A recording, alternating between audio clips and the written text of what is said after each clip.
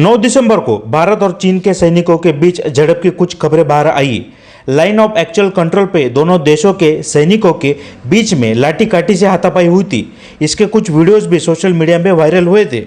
2020 में भी भारतीय और चीनी सैनिकों के बीच में झगड़ा होने के कुछ वीडियो वायरल हुए थे। उस समय भी दोनों देशों के सैनिक एक दूसरे को हाथों से ढकेल रहे थे और लाठी काठी का उपयोग करते नजर आ रहे थे। हाथ में शस्त्र होने के बावजूद भी भारत और चीनी सैनिक लाठी काठी का उपयोग क्यों करते हैं, इसके पीछे की असली वजह आज हम इस वीडियो में जानने वाले हैं। इस संबंध में भारत और चीन के बीच एक करार हुआ था, इसकी भी जानकारी आज हम लेने वाले हैं। 9 दिसंबर को भारतीय सीमा में घुसने वाले चीनी सैनिकों को पीछे ढकेलकर बहादुरी का काम भारतीय सैनिकों ने किया है। तवांग प्रदेश सहित अरुणाचल प्रदेश के कई भागों पर चीन पहले से ही अपना दावा करता आया है, जिसे भारत ने हमेशा ठुकरा दिया है। तवांग प्रदेश में छठे दलाई लामा का जन्म हुआ था। 14वें दलाई लामा ने 1969 में तिब्बत छोड़ने के बाद तवांग प्रदेश में ही आसरा लिया था। यांगत से इस प्रदेश में दोनों देशों के बीच में 9 दिसंबर को झड़प हुई थी। यांगत से तवांग से 25 किमी की दूरी पर है। यांगत्से प्रदेश दोनों देशों के बीच का विवाद का प्रदेश रहा है, लेकिन यहाँ का जो भारतीय प्रदेश है वह ऊंचाई की तरफ है और चीन का प्रदेश नीचाई की तरफ है, जिससे भारतीय सैनिकों को हमेशा एडवांटेज मिलता है। 2020 की गलवान घटना के बाद पहली बार यांगत्से में दोनों देशों के सैनिक इतनी नज़दीक आए थे।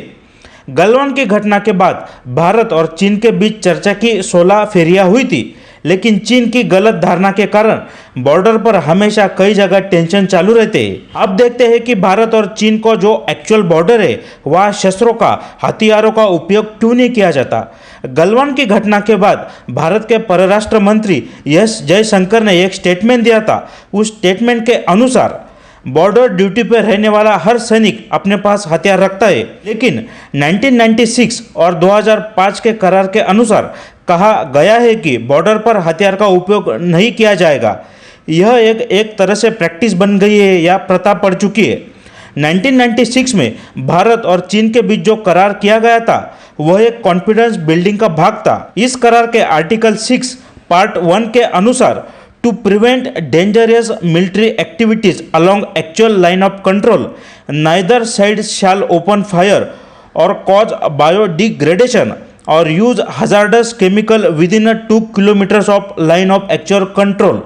यह इस करार में कहा गया है। इसका मतलब है कि लाइन ऑफ कंट्रोल के जो 2 किलोमीटर का जो एरिया है, लाइन ऑफ एक्चुअल कंट्रोल के दोनों बाजू में, वहाँ पर कोई भी किसी तरह का हथियार का बायोडिग्रेडेशन मटेरियल का यूज़ नहीं करेगा। इसी 1996 के करार के अनुसार आर्टिकल 6 के पार्ट 4 के अनुसार अगर किसी कारणवश दोनों देशों के सैनिक एक दूसरे के सामने आते हैं तो उनको अपने गुस्से को काबू में रखना होगा और शांतता प्रस्तापित करने का काम करना होगा। यह भी उस आर्टिकल में कहा गया है। इसी करार का आर्टिकल 10 पार्ट 1 कहता है कि इस करार के सभी आर्टिकल्स का पालन करना दोनों देशों के सैनिक के कॉमन अंडरस्टैंडिंग पर जब वे आमने सामने आते हैं इसके ऊपर निर्भर है। इसका मतलब है कि जब भी कोई घटना घटित होगी तब उसकी तीव्रता के अनुसार कॉमन अंडरस्टैंडिंग रहेगी। अगर आगे भविष्य में कोई तीव्र घटना घटेगी तो उस प्रकार से उस करार का पालन होगा या नहीं होगा, यह स्पष्ट रूप से इस करार में कहा नहीं गया है। 2005 के करार के अनुसार, जिसमें आर्टिकल 1 के अनुसार कहा गया है कि दोनों देश मैत्रीपूर्वक तरीके से बॉर्डर प्रश्न का सोल्यूशन निकालेंगे, इसमें आगे कहा गया है कि नाइदर साइड शैल यूज और threaten to use force against the other by any means. इसका मतलब है कि कौन सा भी देश दूसरे देश के खिलाफ सैनिक ताकत का इस्तेमाल नहीं करेगा या उसको डराएगा। 2013 में भी जो करार हुआ था भारत और चीन के बीच में, उसमें भी कहा गया था कि neither side shall use it's military capabilities against other, यानी कोई भी देश दूसरे देश के खिलाफ अपनी मिलिट्री ताकत का इस्तेमाल नहीं करेगा। और इस करार का पालन भारतीय सैनिकों ने हमेशा किया है।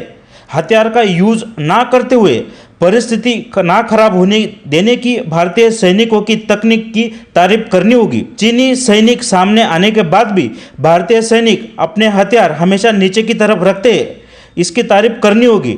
एक्सीडेंटल घटना ना हो, मिसअंडरस्टैंडिंग उसकी वजह से ना हो, यह भारतीय सैनिक हमेशा पालन करते हैं। इसी के कारण हमें शस्त्र हथियार के अलावा लाठी काठी का उपयोग हमेशा वीडियोज में दिखता है। अगर पिछले कुछ सालों में हम चीन के साथ हुए घटना देखते तो पता चलता है कि ज़्यादातर लाठी काठी का या पत्थर का इस्तेमाल हुआ है और इसका पत्थर का और लाठी काठी का इस्तेमाल बढ़ते भी जा रहा है। इस इस्तेमाल को देखकर भारतीय सेना ने अब चीन सीमा पर फुल बॉडी गियर्स का इस्तेमाल करने का विचार भी कर रही है। इसका मतलब यह नहीं कि हथियार का उपयोग कभी चीनी सीमा पर नहीं होगा, ऐसा कहा नहीं गया है। अगर किसी सैनिक को लगता है कि किसी साथी सैनिक की जान को खतरा है तो वह हथियार का इस्तेमाल कर सकता है, ऐसा करार में लिखा गया है। बॉर्डर की असली सिचुएशन वही व्यक्ति जानता है जो बॉर्डर पर उस वक्त खड़ा है और हमारे भारतीय सैनिक हमेशा बॉर्डर पर खड़े रहते हैं, तो सिचुएशन के अनुसार कैसा काम करना है हमारे भारतीय सैनिकों को अच्छी तरीके से पता है। भारतीय सैनिकों के ऊपर दोहरी जिम्मेदारी रहती है, उनको भारतीय सीमा का भी रक्षा करना है, लेकिन ऐसी कोई घटना भी नहीं होने देनी है। अपने गुस्से को काबू में रखना है जिससे बॉर्डर या दोनों देश की बीच की जो परिस्थिति है वो और बिगड़ जाए। इस तरीके से हम वीडियोस में देखते हैं कि भारतीय सेना और चीनी सेना जब सामने आते हथियारों का इस्तेमाल नहीं होता। इसके पीछे 3 करार है, 1996, 2005 और अभी 2013 का। इस करार के अनुसार एक प्रैक्टिस बन चुकी है या प्रथा बन चुकी है हथियारों का इस्तेमाल ना करने की, और एक तरीके से अच्छा भी है। अगर कोई हथियार का इस्तेमाल करता है तो आगे परिस्थिति और भी बिगड़ सकती है। इसलिए इस करार का पालन भारतीय सेना अच्छे से कर रही है और हमें अपने भारतीय सेना पर हमेशा गर्व है। अगर आपको ये वीडियो अच्छा लगता हो, ये वीडियो को लाइक कीजिए, चैनल को सब्सक्राइब कीजिए, इस वीडियो को अपने फेसबुक व्हाट्सएप ग्रुप पर शेयर कीजिए और ज़्यादातर लोगों के बीच में ये वीडियो पहुँचना भी चाहिए और कॉमन अंडरस्टैंडिंग की बात भी लोगों को समझ में आनी चाहिए। यहाँ तक वीडियो देखने के लिए धन्यवाद। जय हिंद, जय भारत।